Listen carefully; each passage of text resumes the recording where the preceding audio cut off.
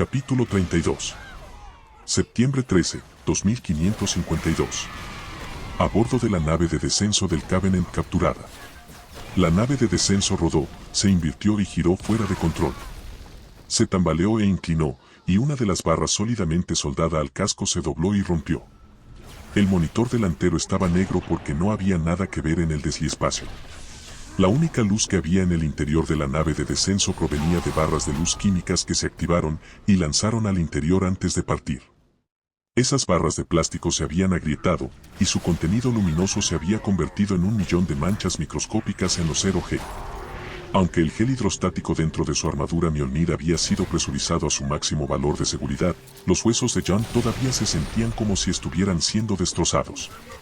Esta violenta cabalgata comenzó cuando habían salido de la bahía de lanzamiento de la justicia ascendente y entrado en el vacío del desliespacio.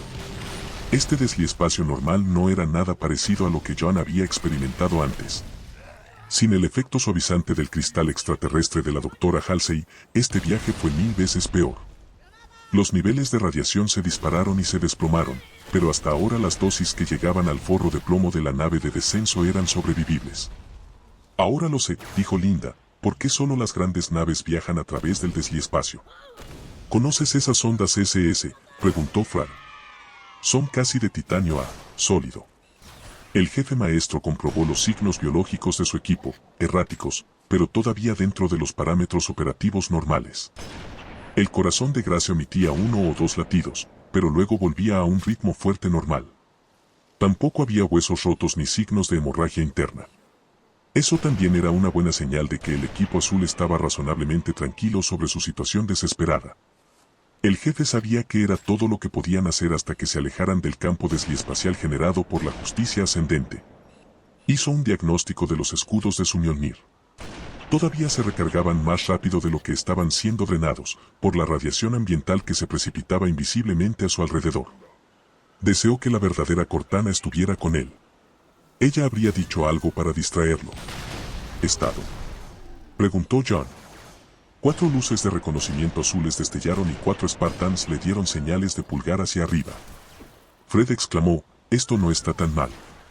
La última inserción que hice, tocamos el suelo antes que la nave de descenso. Ahora, ese fue un viaje duro. La nave de descenso se movió violentamente y cortó la historia de Fran. Aparecieron grietas a lo largo de la armadura soldada en la pared de babor. El plomo fundido se escurría por la ruptura. A pesar del gel hidrostático y la amortiguación, una sacudida golpeó la cabeza del jefe maestro contra el frente de su casco con la fuerza suficiente para hacer explotar estrellas negras en sus ojos. Otra sacudida golpeó su cabeza contra la parte trasera de su casco. El interior de la nave de descenso se oscureció por completo. ¿Jefe? ¿Jefe? La voz de Cortana susurró a través del altavoz de su casco. Jefe, responde por favor. La visión de Jon se enfocó. Sus bioseñales pulsaban lentamente en su pantalla de visualización. Más allá de la pantalla, estaba completamente oscuro. Activó sus luces externas y apuntó su cabeza hacia el interior de la nave de descenso. Sus Spartans colgaban flácidos en sus arneses. Aparte de las esferas de plomo que se habían derretido bajo la armadura del casco, resolidificado, y que ahora flotaban como burbujas de champaña en el interior de la nave de descenso, no había otro movimiento discernible. ¿Lo logramos? Afirmativo, contestó la Cortana clónica. Estoy recibiendo un tremendo volumen de tráfico de comunicaciones del Covenant sobre las bandas F y K. Ya nos han llamado 3 veces por una respuesta, jefe, esperando órdenes. ¿Cómo puedes captar alguna señal dentro de este casco cubierto de plomo? El casco está atravesado en muchas secciones, jefe. El tráfico de comunicaciones también es inusualmente fuerte, lo que indica una gran proximidad de las fuerzas del Covenant. Aguarda, le dijo. Golpeó la liberación rápida de su arnés y flotó libre. Invocó los signos vitales del equipo azul y los encontró todos inconscientes, pero vivos. Tomó un botiquín de primeros auxilios, les inyectó a cada uno un estimulante suave y los liberó de sus restricciones de seguridad. ¿Dónde estamos?, preguntó Will. El jefe maestro miró instintivamente hacia los monitores delanteros, pero estaban muertos. Solo hay una forma de averiguarlo, él respondió. Tomaré la escotilla de babor. Fred, estás en estribor. Recibido, Azul 1, contestó Fran. El jefe giró el desbloqueo manual de la escotilla y ésta se abrió fácilmente. Más allá estaba el terciopelo negro del espacio, lleno de estrellas que brillaban en amarillo y ámbar y rojo. Él sujetó un amarre en su traje y luego en el casco y se inclinó hacia afuera de la escotilla.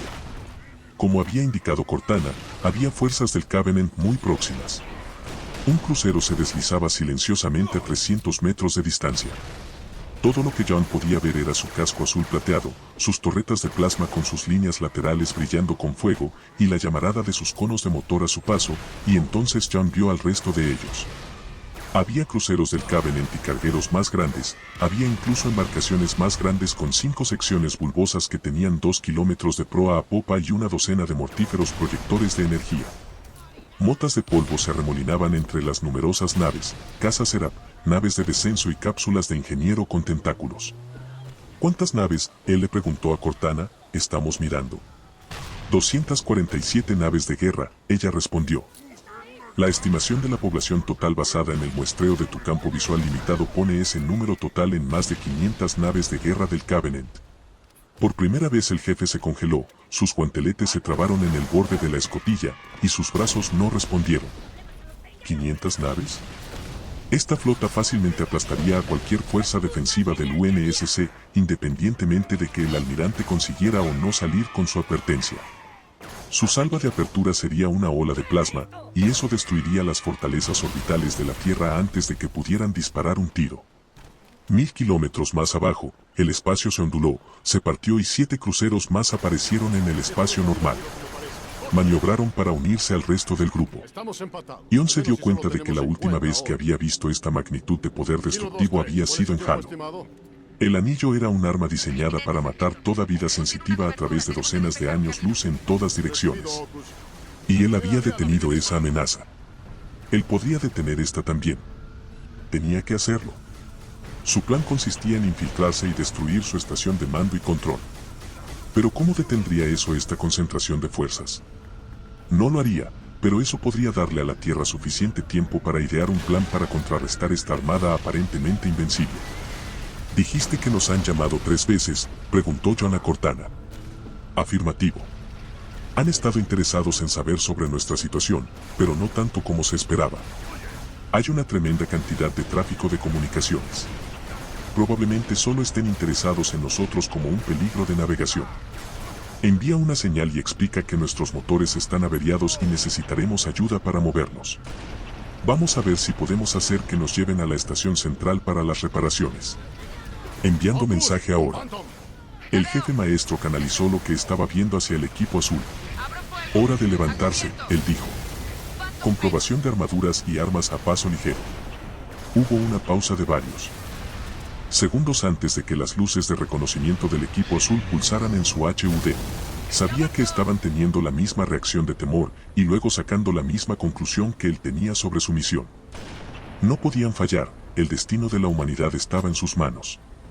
John inclinó la cabeza para echar un vistazo a la nave de descenso. La mayor parte del casco de la nave de descenso se había desprendido, y las placas de plomo y titanio por debajo se mostraban. Sin sus refuerzos, la aeronave se habría desintegrado en la áspera travesía por el desliespacio. CNC del Covenant, respondiendo a nuestra petición, le informó la copia de Cortana. Transportador en camino para llevarnos a hacer reparaciones. Estaban un poco confundidos sobre a qué nave de guerra pertenecemos, pero simulé estática para cubrir el registro de nuestra nave. Están demasiado ocupados para echarnos un vistazo de cerca. El jefe maestro regresó dentro de la nave de descenso. Nos van a remolcar, le dijo al equipo azul. Linda se acercó a él e hizo un círculo en el aire con su dedo índice. Ion asintió y se giró para que ella pudiera inspeccionar visualmente su traje Mjolnir. El diagnóstico informático estaba bien, pero los Spartans no se arriesgaban con sus armaduras. Especialmente no en un ambiente de evacuación. ¿Estás bien?, ella le dijo. John le devolvió el favor y examinó su traje. Fred y Will habían hecho un excelente trabajo integrando las piezas de repuesto en la armadura de Linda. Aparte de su condición impecable, encajaban perfectamente. Él le dio una palmadita en el hombro y le dio un pulgar hacia arriba para indicarle que su armadura estaba funcionando en orden. La artillería está cargada, dijo Grace, y desenrolló las bolsas de lona que habían atado al casco. Los paquetes habían sido envueltos con láminas de plomo, capas de aislamiento térmico y una capa de cinta utilitaria. ¿Pesado o ligero?, ella preguntó. Vamos a entrar pesados, dijo John. Excepto Linda. Linda comenzó a objetar, pero él explicó, necesitamos que te quedes atrás y nos cubras con tu rifle de francotirador. Te quiero rápida y letal. Toma un arma de corto alcance, munición extra y lo que necesites para mantener tu rifle de francotirador trabajando en el campo. Recibido, dijo Linda. Su voz fue fría, dura y quebradiza. Esta era la voz que John había escuchado mientras ella informaba, mientras le disparaba a objetivos alrededor del equipo. John a veces la encontraba demasiado fría, pero sabía que era una buena señal. Linda se preparaba para hacer lo que hacía mejor, matar con un solo disparo. El resto de nosotros tomaremos lo que podamos llevar. Una vez que estemos dentro, tengo el presentimiento de que no podremos volver. Si tenemos que hacerlo, siempre podemos aligerar nuestra carga. El jefe agarró un rifle de batalla y, para uso cercano, un par de subametralladoras. Tomó un par de silenciadores para las SMGs y fundas de cadera para las armas más pequeñas. Tomó una docena de granadas de fragmentación de su anillo plástico de transporte y las metió en el muslo izquierdo de su armadura. Él necesitaría municiones, muchas, si las cosas se ponían calientes. Así que tomó cargadores adicionales para las SMGs y el rifle de batalla, y los pegó en su pecho, brazos y muslo derecho. Más cargadores entraron en una mochila, junto con 2 minas antitanque Lotus, algunas latas de explosivos E7, detonadores, temporizadores, 2 botiquines de primeros auxilios y una sonda de fibra óptica. Mientras el resto del equipo azul reunía su equipamiento, John les dijo, manténganse fuera del canal de comunicación, de ahora en adelante. Todos asintieron. Con o sin plomo, estaban cerca de demasiados oídos del Covenant que escuchaban para arriesgarse más con el canal de comunicación. Se movió a la escotilla de babor abierta, deslizó la sonda de fibra óptica afuera y la enchufó en su casco. Imágenes granulosas aparecieron en su pantalla de visualización. Cientos de naves del Covenant aparecieron a la vista.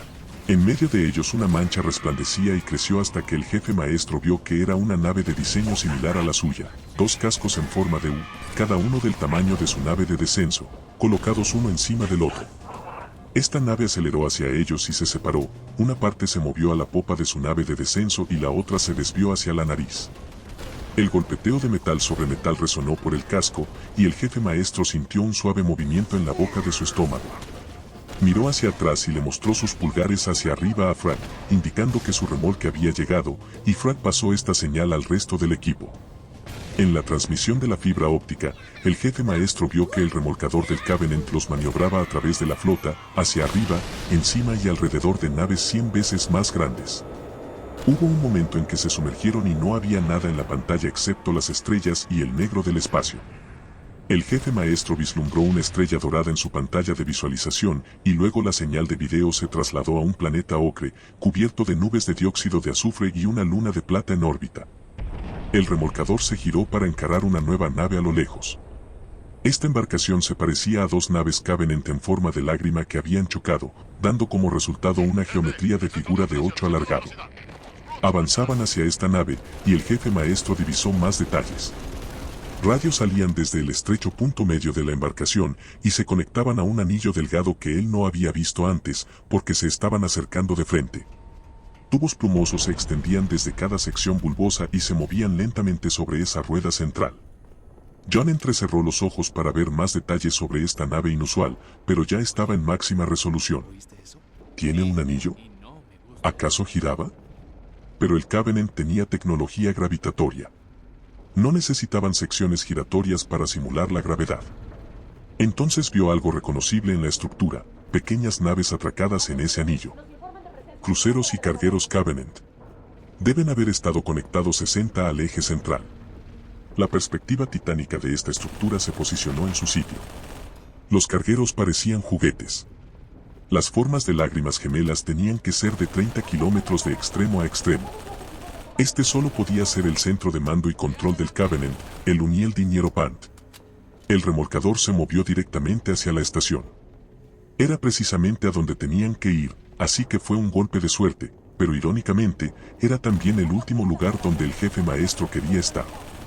No había manera de saber qué tipo de sensores tenía el Unyielding Hierophant, pero no podían arriesgarse.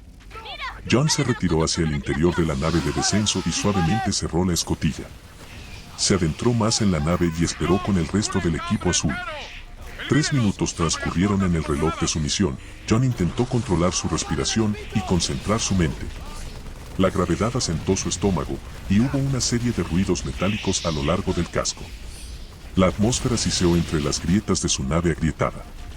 John señaló a Freddy Grace y luego a la escotilla de estribor. Nivelaron sus rifles y se movieron. Señaló a Linda y a sí mismo, luego a la escotilla de babor, y también se colocaron en posición. John no estaba seguro de qué tipo de recepción les esperaba al otro lado de esas escotillas, pero una cosa era segura, tendrían que enfrentarse a ello de frente. No había donde esconderse dentro del reforzado y muy estrecho interior de su nave de descenso. La escotilla de babor se resquebrajó y chirrió. Linda y John apuntaron con sus rifles.